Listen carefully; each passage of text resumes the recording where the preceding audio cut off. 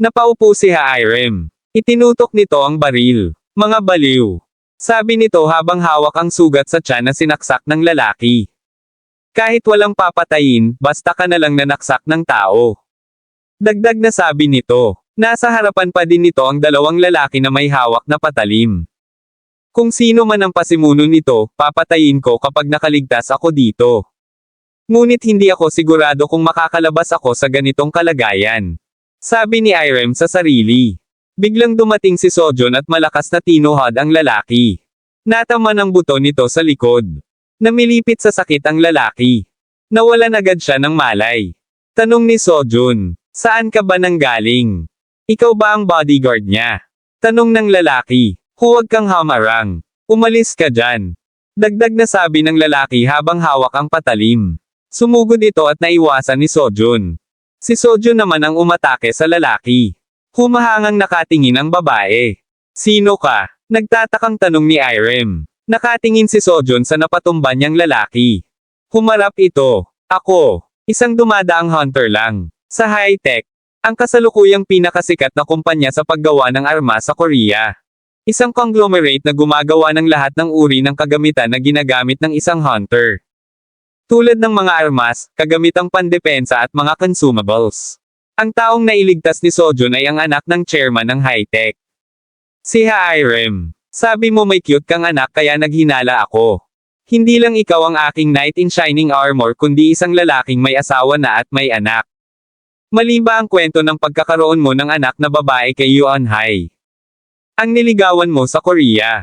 Tanong ni Hairem. Mayroon akong isang anak, ngunit hindi ako kasal. Pero meron akong tao na gusto ko. Teka, nag-background check ka ba sa akin?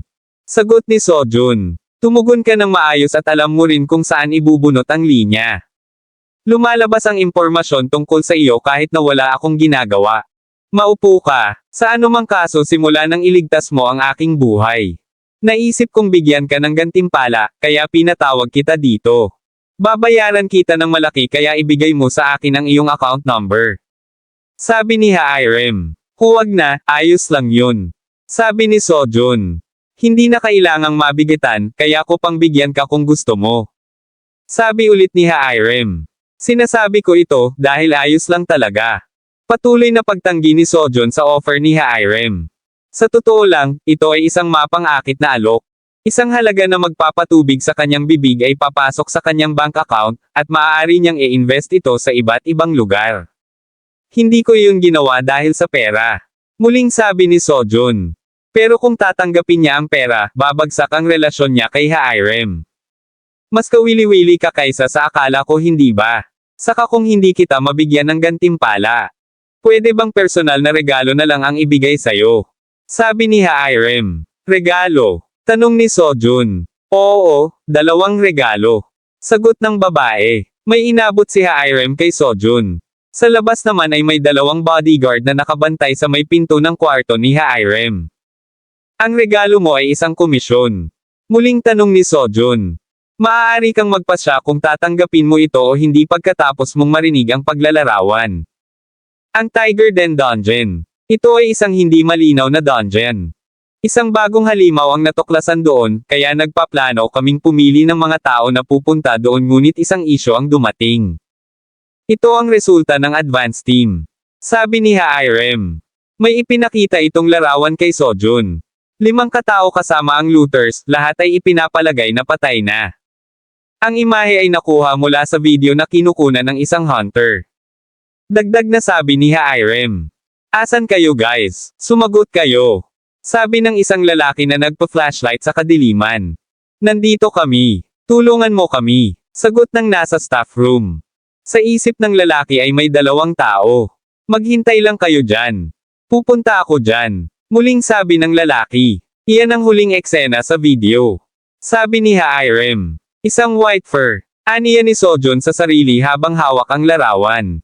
Ako ay nagpaplanong pumunta mag-isa. Pero sa katawan na ganito. Muling sabi ni Hairem.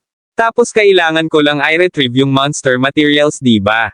Kailan ako pupunta? Tanong ni Sojon. Teka, balak mo bang pumunta mag-isa? Baliw ka ba? Ito ay isang lugar kung saan maraming tao ang nalipol ng sabay-sabay. Sabi ni Hiram. Kahit ganon, mag-isa akong pupunta. Hindi mo ba ako sinusubukan sa komisyong ito? Sa kung gaano ako kalakas. Kung ako ay susubukan, maaari ko ring ilabas ang lahat.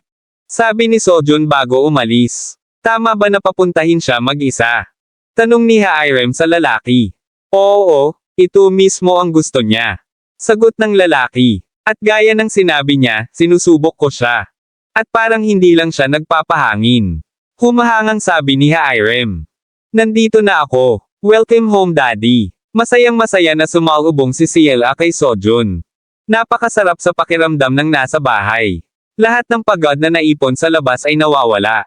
Aniya ni Sojun sa sarili habang nakayakap sa kanya si Ciela at nakangiti naman siya kay Anhay. Ang pinaka-cute na anak na babae sa mundo. Ang maganda kong asawa. Hindi, ang aking magandang ex-girlfriend. Sa totoo lang, kakaiba ang pakiramdam kung anong tawag ko kay Anhay. Kaya laktawan natin siya. Dagdag na sabi ni Sojun sa sarili. Ang bango ni Daddy. Sabi ni Ciela. Anhay, may amoy ba ako? Nagtatakang tanong ni Sojun. Tingnan natin. Sagot ni Anhay at lumapit ito kay Sojun. Namumula si Sojun na nakatingin habang inaamoy siya ni Anhay. Sa isip ni Sojun ay dahil siguro ito ang unang pagkakataon na nakita niya ito ng malapitan mula noong regression.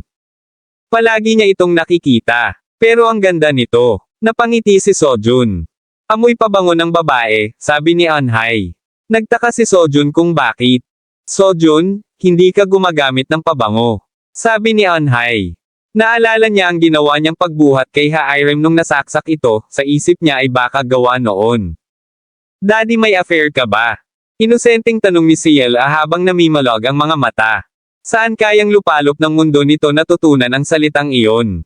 Tanong ni Sojun sa sarili na nakatingin sa anak. Sojun, tumingin ka sa akin. Sabi ni Anhay. Kinakabahang tumingin si Sojun kay Anhay. Inosente ako, sabi ni Sojun. Talaga? Tanong ni Anhay. Tingnan mo ako sa mata, mukha bang mata ng taong nagsisinungaling? Sabi ni Sojun. Isusugal ko ang lahat dito, wala akong affair, mali ang ibinibintang sa akin. Dagdag na sabi ni Sojun sa sarili. Habang pinagpapawisan. Mukha namang nagsasabi ka ng totoo. Nakangiting sabi ni Anhay. Saka lang nakahinga ng maluwag si Sojun. Huwag kang masyadong kabahan. Ano kaya ang masasabi ko sa iyo? Sabi ni Anhay. Mukhang sobrang dami mong sasabihin. Sabi ni Sojun. Daddy, nakaligtas ka. Masayang sabi ni Ciela. Sa isip ni Sojun ay ang TV talaga ang pinagmumula ng lahat ng kasamaan. Makalipas ang ilang araw, sa pasukan ng Tiger Den Dungeon. Dahil ba si Hiram ang may hawak ng clearing rights? Walang tao dito, sabi ni Sojun. Li Sojun, sinarito ang mga consumable na hiniling mo. Excuse me, pero hindi ka humiling ng flashlight. Mabibigyan kita ng isa ngayon, kung gusto mo. Sabi ng lalaki. Ayos lang, hindi ko kailangan ng isa. Sabi ni Sojun. Patawad, ano ka mo? Tanong ng lalaki. Sisimulan ko ng linisin ang Tiger Den Dungeon. Pumasok ka sa isang hindi malinaw na dungeon. Simula ng espesyal na pakikipagsapalaran. E-clear ang dungeon. Ang Tiger Den. Ang pinakadakilang katangian ng dungeon na ito ay ang kadiliman. Sa kadilimang ito, kahit na ang pinakamaliwanag na liwanag ay hindi gaanong nagagamit. Ngunit sa kabila nito, may dahilan kung bakit kumpiyansa akong malinis ang dungeon na ito, sabi ni Sojun sa sarili. Hindi akalain ni Sojun na gagamitin niya dito. Ang Night Snowflake. Isa itong elixir na nagbibigay ng night vision. Nakuha niya ang elixir na ito mula sa nakatagong dungeon ng Ant Devourer. Nanalinis niya kasama si Kang Deho. Sa wakas oras na para gamitin ito. Sabi ni Sojun. Paglalapat ng epekto ng elixir. Ang Night Snowflake. Lumiwanag ang tingin ni Sojun sa kadiliman. Biglang lumitaw ang mga halimaw. Dahil naghihintay ang aking anak sa bahay. Kailangang matapos ko ito ng mabilis. Sabi ni Sojun. Handa nang sumugod ang mga halimaw. Sumugod na ang napakaraming halimaw at handa naman si Sojun sa mga ito at sumugod din ito para harapin sila. Gamit ang kanyang makapangyarihang sandata. Upang isaalang-alang ang mga ito, sila ang mga halimaw na pumatay sa mga hunters. Ang kanilang tanging kalidad ng pagtubos ay ang kanilang bilang. At hindi mahirap mapatomba ng mag-isa, sabi ni Sojun habang tinatapos isa-isa ang mga halimaw. Hindi rin sila katulad ng nakita ni Sojun sa larawan. Kahit na ang mga ito ay madaling tapusin. Napakarami nila. Nagtaka si Sojun kung bakit tumigil ang mga ito sa pag-atake. May naririnig siyang boses ng isang humihingi ng tulong. Sinundan ni Sojun ang boses na iyon. Ang sabi ni Hairem ay ipinapalagay na patay na ang mga ito. Ibig sabihin ang pagkamatay ng mga ito ay hindi pa konfirmado. Mayroon bang tao dyan? Sabi ng boses ng nasa staff room. Sa isip ni Sojun ay napakalaki ng tsansa na may mga nakaligtas dito. Kailangang lapitan niya ito ng mabuti. Mula sa reaksyon ng mga halimaw, mukhang may kakaiba dito. Habang unti-unti niyang binubuksan ang pinto. Iniisip ni Sojun na bukod sa reaksyon ng mga halimaw, ang hunter sa video footage ay namatay na tumatakbo palayo habang sumisigaw. Siguro isa itong halimaw na kayang tumugon sa tunog o vibrations. Sabi ni Sojun sa sarili pagkabukas ng pinto. Nandito ka na. Hinanap ni Sojun kung sino ang nagsalita. At nagulat ito nang makita ang isang halimaw. Isang halimaw na may madaming matatalas na pangil. Napamura si Sojun ng mga ito at umatake. Isinangga niya ang kanyang sandata. Ang sakit, ang sakit. Boses mula sa katawan ng halimaw. Hindi ito tunog o vibrations. Ito ay hindi isang halimaw na kailangang tuklasin ang anumang bagay. Maaakit sila dito tapos ay kakainin. Paano mo nalaman? Paano? Mga boses sa katawan ng halimaw. Isang halimaw na ginagaya ang boses at hitsura ng taong kinakain nito. Upang akitin ang ibang tao. Ang Mimek. Alam ko, nakita mo ako, hindi ba? Ang halimaw, na ang impormasyon ay hindi pa naitala ng detalyado bago pa man ang kanyang regression. Gamit ang kanyang sibat ay sinugod niya ito. Akala ko mamamatay na ako doon. Ito ay mas mabilis kaysa sa inaasahan ko.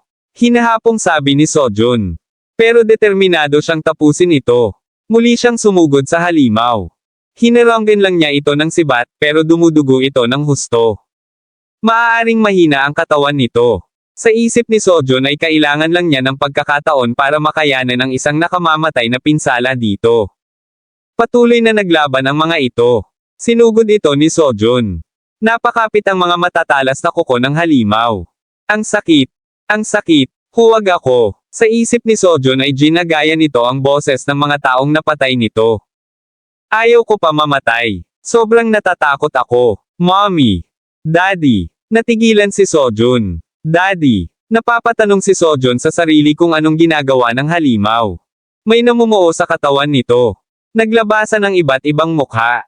Paulit-ulit ang salitang daddy. Sa isip ni Sojun ay hindi maari, humahanap ito ng boses na pwedeng siyang mag-react.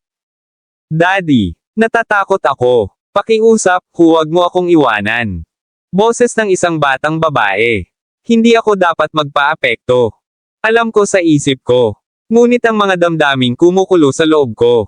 Sabi ni Sojun sa sarili habang lumalapit sa halimaw. Ay hindi isang bagay na maari kong kontrolin. Dagdag na sabi ni Sojun. Malapit na ito sa bibig ng halimaw. Ha! Daddy! Hindi ka patay. Nagtatakang sabi ng halimaw. Hindi ako nagpunta sa dungeon na ito. Nang hindi naghahanda. Whenever suit. Ito ang aking pangalawang regalo.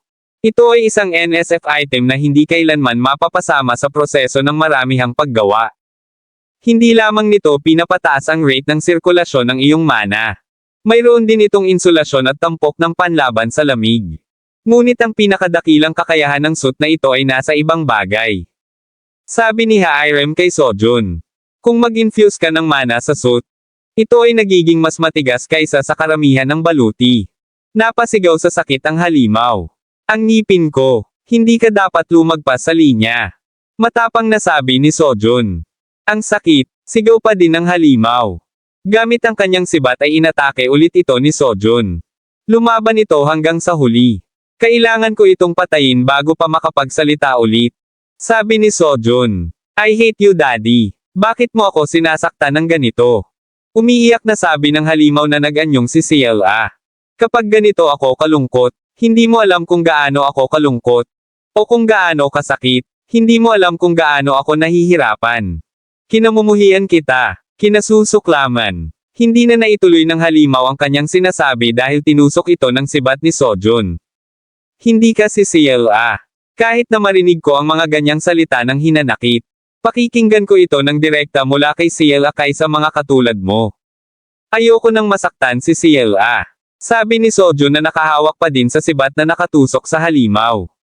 Oo, iyan na ang lahat. Kailangan mo lang hindi kailanman kalimutan ang pakiramdam na iyan. Lee Sojun, sabi ng babae.